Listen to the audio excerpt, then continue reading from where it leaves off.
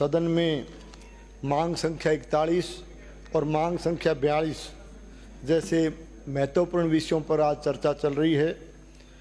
इस विषय पर आपने मुझे बोलने का समय दिया, इसके लिए मैं आपको बहुत बहुत धन्यवाद देता हूं।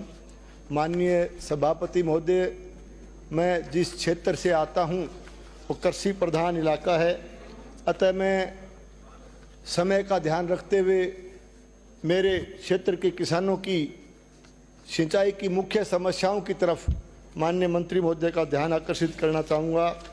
माननीय सभापति महोदय, हमारे क्षेत्र में सिद्धमुख सिंचाई परियोजना का जब शिलान्यास हुआ तब किसानों के द्वारा इसे एक जीवनदायिनी के रूप में देखा गया, लेकिन उस समय के तत्कालीन जनप्रतिनिधि की उदासीनता एवं निष्क्रियता के चलते क्षेत्र के 14 गांवों को सिंचाई सुविधा से वंचित कर दिया गया।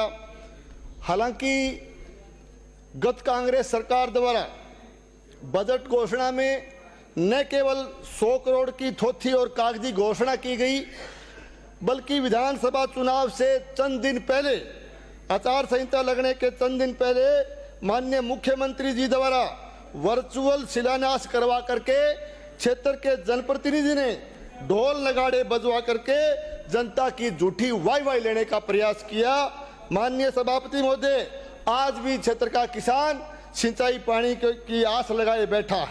तो मैं आपके माध्यम से माननीय सिंचाई मंत्री जी से अनुरोध करना चाहूँगा कि इन सिंचाई से वंचित भादरा नौर क्षेत्र के गांव को आईजीएनपी की सावा लिफ्ट योजना से जोड़कर सिंचाई सुविधा उपलब्ध करवाएं। माननीय सभापति महोदय, मेरे विधानसभा क्षेत्र में अमर सिंह सब ब्रांच व सिद्धमुख नौर सिंचाई परियोजना का पानी लगता है। इन दोनों सिंचाई परियोजनाओं की नहरों का कुल डिस्चार्ज 1251 क्यूसेक है। इसमें करीब 0.17 MF यानी लगभग 300 क्यूसेक पानी का हरियाणा क्षेत्र से पानी वो नहीं मिल रहा है, क्योंकि उसका वाद माननीय उच्चतम न्यायालय में विचाराधीन है, सुप्रीम कोर्ट में विचाराधीन है। और इसके उपरांत बीबीएम की मीटिंग में इन दोनों परियोजनाओं के लिए डैम में पानी की स्थिति के अनुसार शेयर निर्धारित किया जाता है। जब नहरों में रेगुलेशन आता है तो इस शेयर से भी कम पानी हरियाणा हमें देता है और पानी में उतार चढ़ाव आता है, जिससे किसानों की बारी लगातार पिटती है। तो पूरा पानी के लिए बार बार हरियाणा से निवेदन करना पड़ता है। अतः मैं सरकार से निवेदन करूंगा कि बीबीएमबी में होने वाली मीटिंग में इन सिंचाई परियोजनाओं का शेयर जो है वो 650 क्यूसेक से कम ना किया जाए। और इसके अलावा जो वाद माननीय सुप्रीम कोर्ट में विचाराधीन है, उसमें अच्छी तरीके से पैरवी करके राजस्थान के हिस्से का 0.17 MF पानी यानी 300 क्यूसेक पानी आप दिलवाने का प्रयास करें। माननीय सभापति महोदय, मेरे विधानसभा क्षेत्र में सिंचाई खाड़ों के द्वारा की जाती है। अमर सिंह सब ब्रांच और सिद्धमुख सिंचाई परियोजना से मेरे विधानसभा क्षेत्र में लगभग 1 लाख हेक्टेयर भूमि सिंचित होती है। तो दोनों परियोजनाओं में खाड़ा निर्माण की आवश्यकता है, क्योंकि पुराने खाड़े होने की वजह से, बरसों पुराने खाड़े होने की वजह से खाड़े क्षतिग्रस्त है, जीर्ण शीर्ण हालत में है, जिसकी वजह से किसान के टेल के किसान को पूरा पानी नहीं मिलता और पानी में शिद्दत होने की वजह से भी पानी की मात्रा कम रहती है। किसान को बड़ी भारी इसमें सुविधा होती है। अतः निवेदन है कि इन जर्जर खाड़ों को पुनः बनाए जाने के लिए आप स्वीकृति प्रदान करें। माननीय सभापति महोदय, इसके साथ साथ अमर सिंह सब ब्रांच का RD 0 से RD 90 तक का रीलाइनिंग का कार्य स्वीकृत है, जिसके टेंडर लग गए हैं। मेरा निवेदन है कि इसके साथ साथ DPN और NTR सहित विभिन्न वितरिकाओं को भी रीलाइनिंग कार्य स्वीकृत करवा के उनकी मरम्मत करवाई जाए। माननीय सभापति महोदय, जल संसाधन विभाग, हमारे प्रदेश में जल संसाधन विभाग में काफ़ी समय से तकनीकी कार्मिक इनकी बहुत कमी है। ड्राफ्टमैन, गेज रीडर, बेलदार, मेट, जिलेदार, पटवारी इत्यादि जो इनके पद जो है बड़ी संख्या में रिक्त पड़े हैं और नहरों के संचालन के लिए इन पदों का भरा जाना अति आवश्यक है। अतः इन पदों पर भर्ती करवाने की सरकार व्यवस्था करे।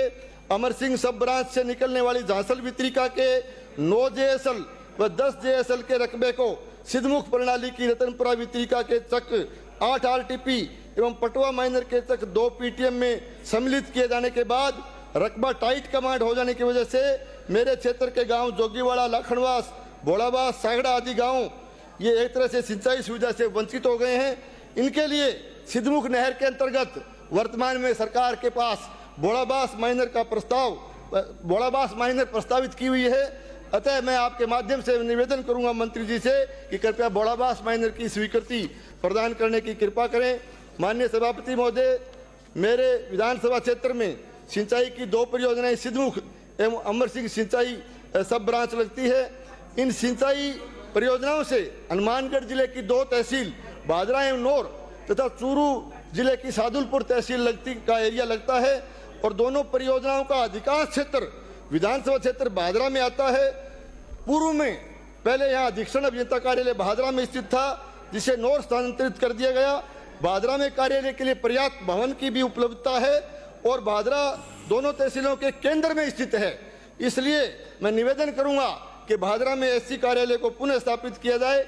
माननीय सभापति महोदय, वर्तमान में अमर सिंह सब ब्रांच एवं सिद्धमुख नहर के रेगुलेशन को हरियाणा की नहरों के रेगुलेशन पर निर्भर रहना पड़ता है।